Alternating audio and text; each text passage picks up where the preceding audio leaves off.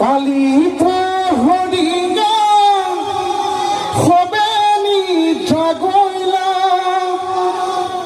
উপজিল জগন্নাথ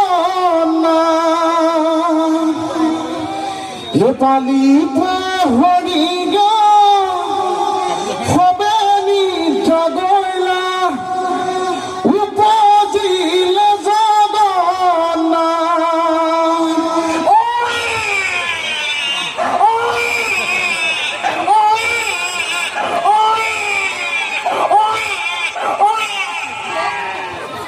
কৃষ্ণ জন্ম হৈ গ'ল।